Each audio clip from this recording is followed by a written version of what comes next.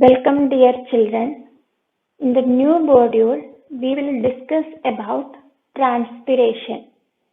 What is transpiration? Transpiration is the loss of water in the form of water vapor from leaves and green herbaceous stems through stomata.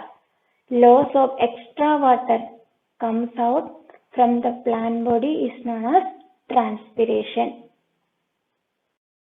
Let us see how this loss of water occurring through stomata. Where is stomata present? Stomata is present under the leaves. Here you can see stomata.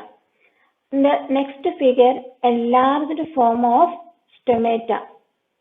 Here carbon dioxide is taking in, and next one you can see that H2O and the oxygen comes out.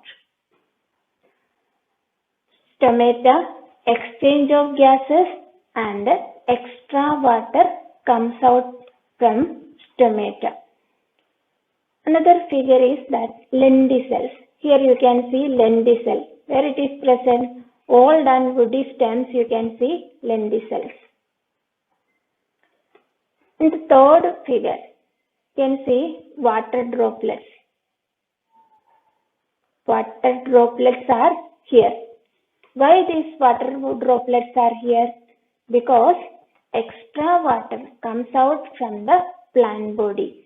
While we are giving water to plants, only 1 or 2% of water only used by the plants. Extra water comes out as water droplets. This is also known as transpiration. Now, let us see what is the importance of transpiration. Transpiration helps in the upward movement of water and minerals from roots to leaves. Transpiration builds a suction force. That suction force is called as transpiration pull in the xylem vessels, which pulls water up to the top of a tree. That means from roots to leaves. Rate of absorption of water increases when more transpiration. Absorption increases, that time transpiration also increases. Transpiration produces a cooling effect. You know that while we standing under a tree, we are feeling cool. Why it is? It is because of the cooling effect.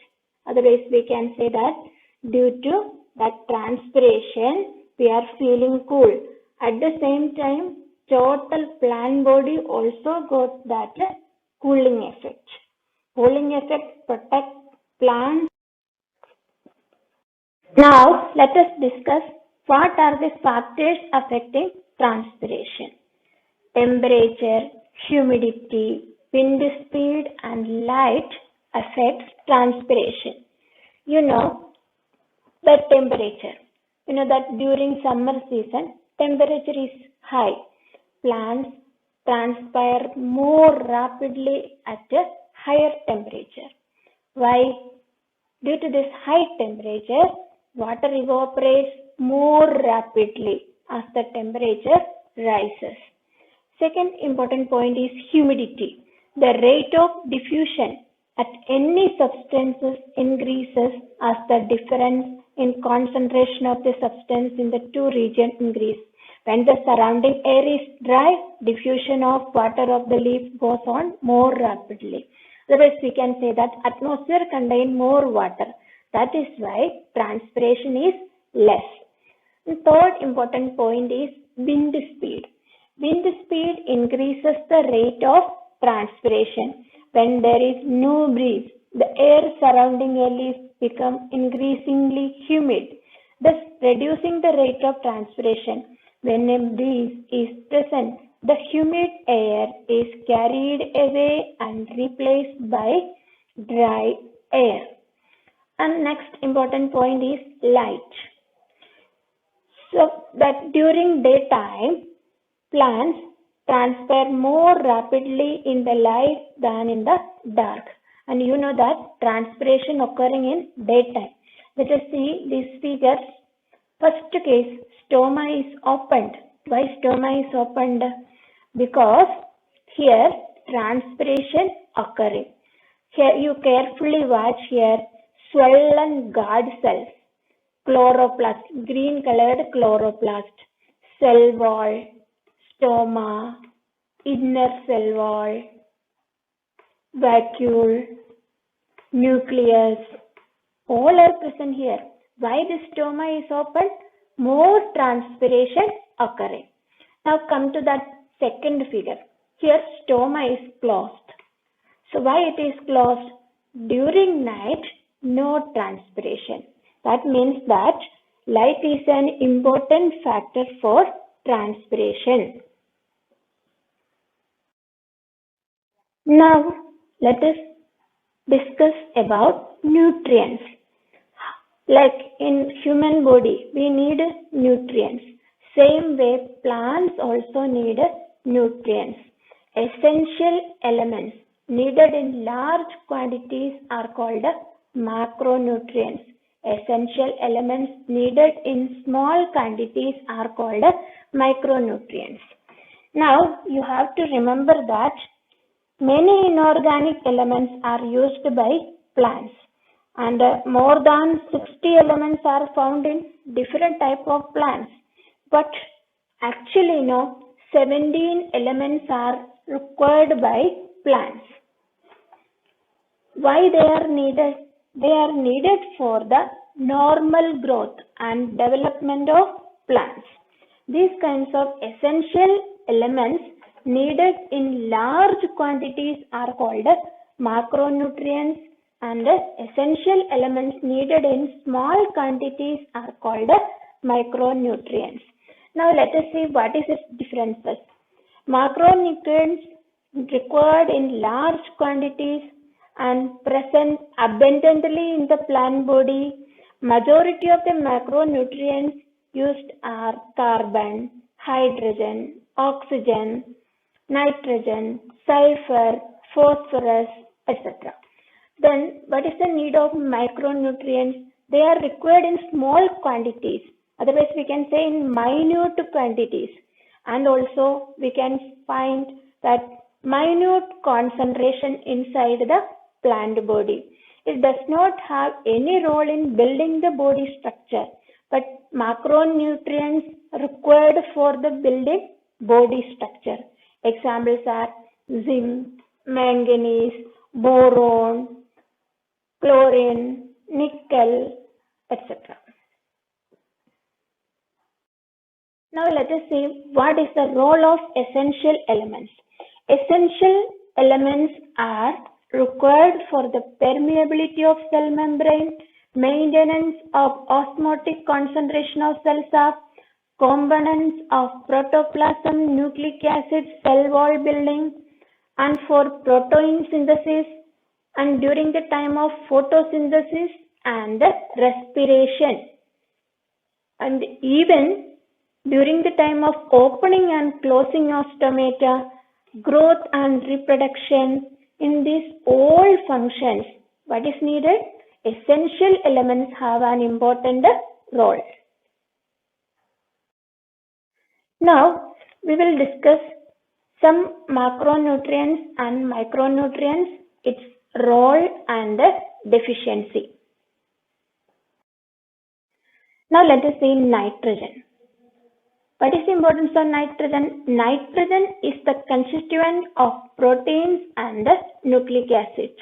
Its deficiency causes poor growth and small leaves, delayed flowering, purple spots on leaves, yellowing of old leaves. See in this figure, you can see that young leaves, but they are yellowish. Why they are yellowish? Due to lack of nitrogen. Let us study about sulfur. Sulfur is the constituent of some proteins, enzymes, vitamins, and chlorophyll.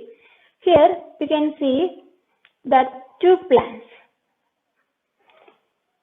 First one with a dark green and second one with a light green. Here clearly visible dark green.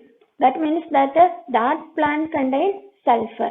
But that another one, here two circle you are seeing. There you can see that light yellowish leaves. Why they are yellowish? Because of due to that lack of sulfur, loss of normal green color. It is also called by a term chlorosis. Lack of normal green color is called chlorosis. And second one is that curling and yellowing of leaves. Now come to phosphorus. Phosphorus is the constituent of nucleic acid and nucleoproteins. Its deficiency causes stunted growth, premature leaf fall, brown areas on leaves and fruits. Here, carefully see this brownish leaves. Why they are brownish? Because of the lack of phosphorus. Come to a micronutrient, zinc. Zinc activates certain enzymes constituent of some plant hormones. You know that hormones have an important role in animal body and also in plant body. In plant body, hormones shows important functions during the time of growth, flowering, fruiting, etc.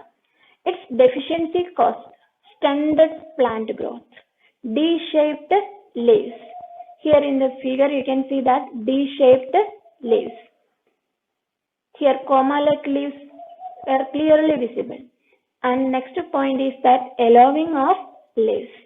So why these leaves are like? Due to lack of zinc. Now we are going to study about manganese. Manganese is an important nutrient at the time of chlorophyll synthesis and in nitrogen metabolism.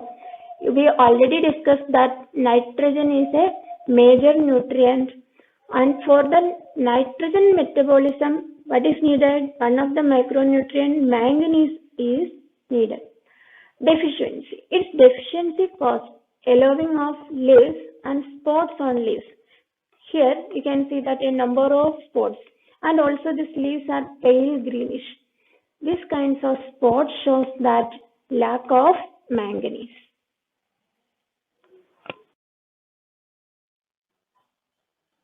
Now come to the micronutrient boron.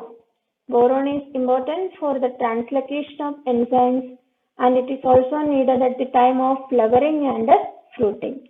Its deficiency causes death of stem and root apices, and it also causes thick and curled leaves. In the figure we can see that brownish areas. So this shows that death of stem. So why it is happened? Due to lack of boron. Now let us conclude today's module. Loss of water from aerial parts of plant due to evaporation is called transpiration. An upward pull caused due to loss of water by transpiration is called transpiration pull. Essential elements needed in large quantity are called macronutrients. Essential elements needed in small quantity are called micronutrients. Deficiency of essential elements shows stunted growth, yellowing of leaves, D-shaping of leaves, delayed flowering, poor seed and fruit formation in plants. Thank you for watching this video.